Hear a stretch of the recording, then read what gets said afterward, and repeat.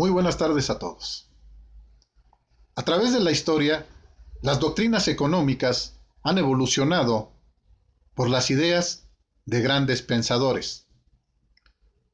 Por ejemplo, por el análisis de Aristóteles sobre las distintas clases de trabajo humano. Por las censuras de los escolásticos como Tomás de Aquino a la usura.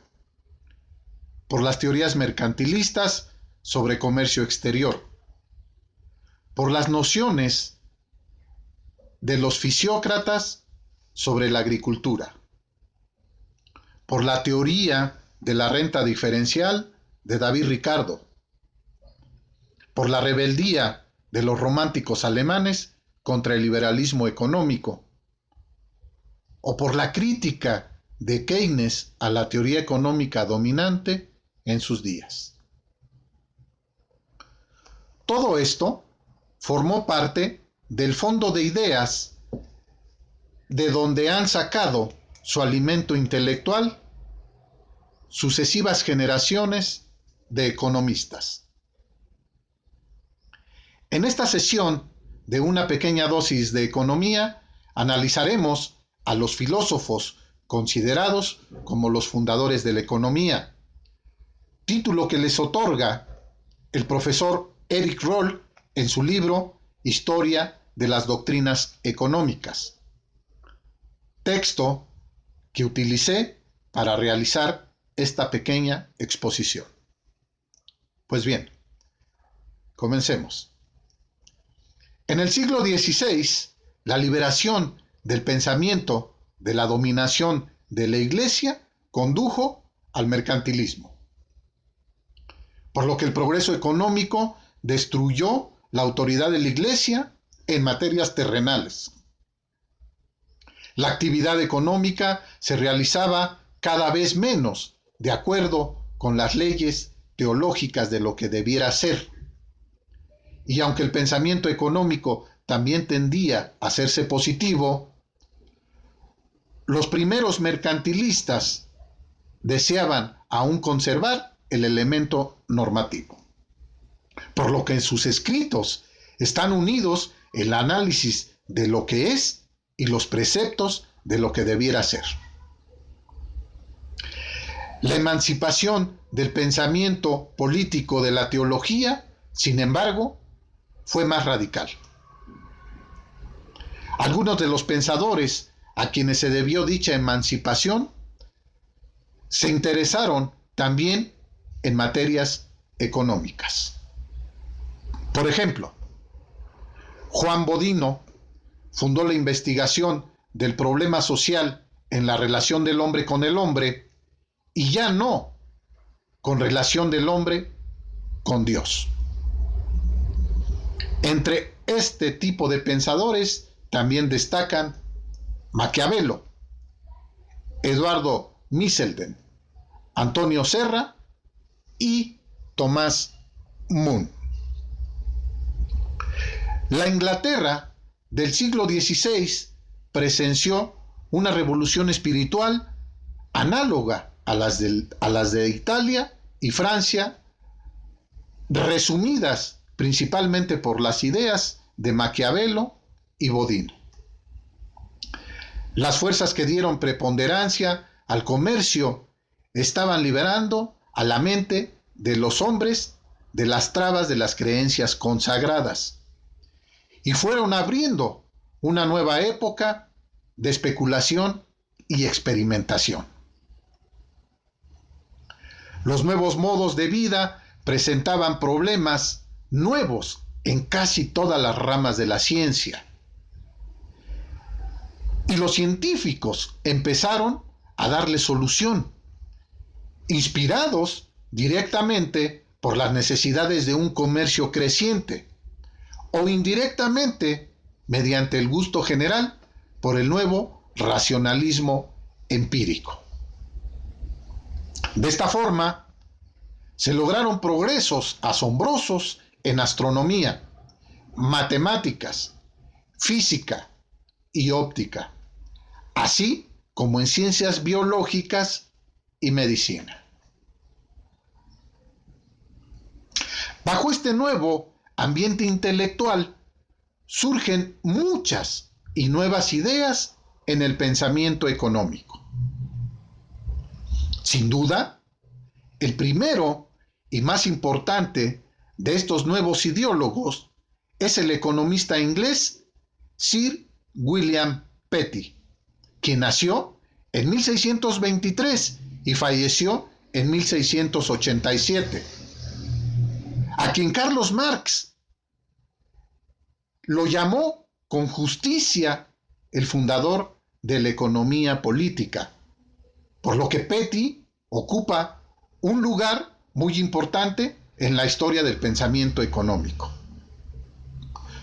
Su libertad respecto de todo interés puramente mercantil, principalmente por su participación en la Down Survey de Irlanda y en la distribución de tierras a los soldados de Cromwell, y sobre todo su amistad con líderes del pensamiento científico experimental, dan a sus escritos económicos un gusto y una amplitud de visión que no fueron sobrepasados en 100 años.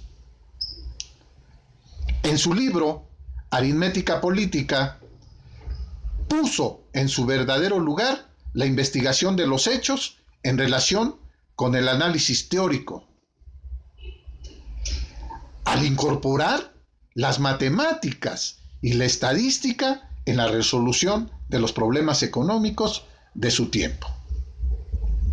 En el libro Todo sobre el dinero, que es su examen más maduro sobre cuestiones monetarias, afirmó que una nación puede tener demasiado o demasiado poco dinero y sugirió que el dinero era necesario únicamente como una ayuda para el comercio y la industria. Y presentó un cálculo de la cantidad necesaria de dinero en el que el concepto de velocidad de circulación iba implícito. Su libro, Tratado de Impuestos y Contribuciones, parece ser un estudio directo de las fuentes de los ingresos públicos, de las formas de los gastos públicos y de los mejores medios para recaudar aquellos y realizar estos. John Locke y Sir Dudley North son los economistas continuadores inmediatos de Petty. Las opiniones de estos dos escritores sobre los problemas fundamentales del análisis económico tuvieron una importancia más inmediata. Tanto Locke como North desarrollaron algunos de los puntos de la teoría de Petty sobre la renta, el interés y el dinero. Compartieron sus ideas sobre el envilecimiento de la moneda, y Locke especialmente hizo un estudio muy bueno del efecto del envilecimiento sobre los precios en su obra titulada Algunas consideraciones sobre las consecuencias de la baja de interés y el aumento del valor del dinero, que fue publicado en el año de 1691. Ambos se opusieron, lo mismo que Petty, a las leyes que limitaban el interés. Locke siguió a Petty muy cerca al derivar su teoría del interés de un análisis de la renta. North llegó más lejos. Parece que fue el primero que tuvo una idea clara del capital, al que llamaba acervo. John Lown es más famoso como hombre de negocios que como economista, pero hizo una aportación a la teoría del dinero que merece citarse, ya que contiene los principios de una idea que habían de desarrollar después ciertos teóricos de la moneda. Lown no creyó que el papel moneda equivaliese a la moneda metálica. Compartía, sin embargo, la idea mercantilista de que el dinero poseía una fuerza activa y era necesaria una buena cantidad de este dinero a fin de crear fuentes de trabajo. Su aportación principal al pensamiento mercantilista fue combatir la confianza en el excedente de las exportaciones para obtener una buena cantidad de dinero. En lugar de eso, sugirió la emisión de papel moneda.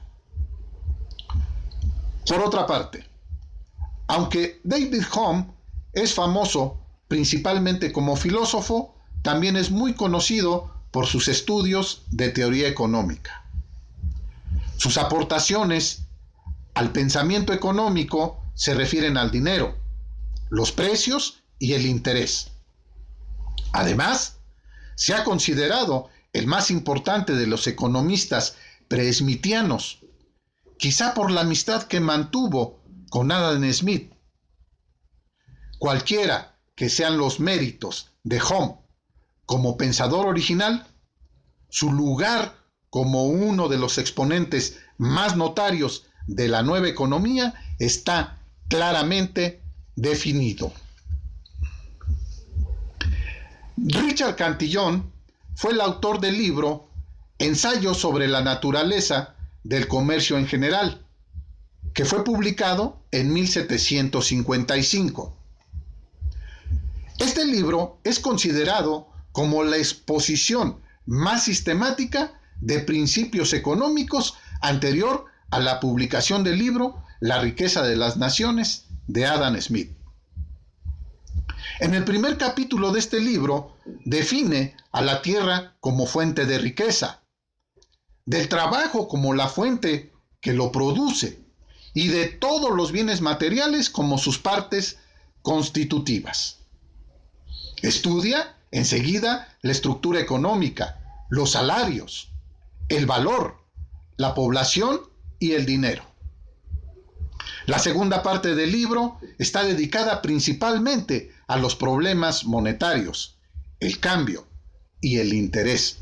Y la tercera trata del comercio exterior, del mecanismo de los cambios monetarios, la banca y el crédito. Otro economista de los precursores inmediatos de Adam Smith fue Sir James Stewart. Aunque fue el principal escritor más fecundo de todos ellos, añade relativamente poco al cuerpo de la doctrina económica. Su principal obra, Principios de Economía Política, publicada en 1767, lleva un título que se convirtió en el título típico de todos los tratados extensos sobre economía. Por último, entre los fundadores de la economía está la escuela de los fisiócratas, quienes le otorgaron una gran importancia a la naturaleza y a la agricultura. Esta teoría se desarrolló en Francia en el siglo XVIII, fundada por François Quesnay, Robert Jacques Turgot y Pierre Samuel Dupont de Nemours. Los fisiócratas comparten con los economistas preclásicos más avanzados, como Petty y Cantillon, el mérito de haber descartado definitivamente la creencia mercantilista de que la riqueza y su aumento se debían al comercio. Llevaron a la esfera de la producción el poder de creación de la riqueza y el excedente susceptible de acumulación. El punto central de su análisis era la búsqueda de este excedente, el célebre product net, el producto neto.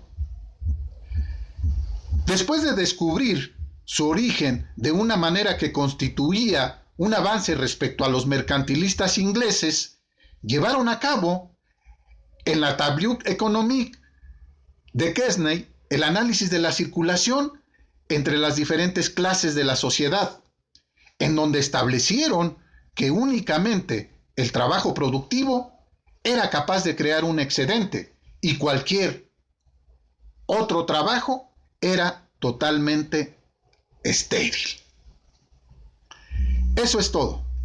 Y les hago la invitación para ver nuevamente la sesión de una pequeña dosis de economía en donde analizaré a las escuelas clásica, marxista, keynesiana y monetarista.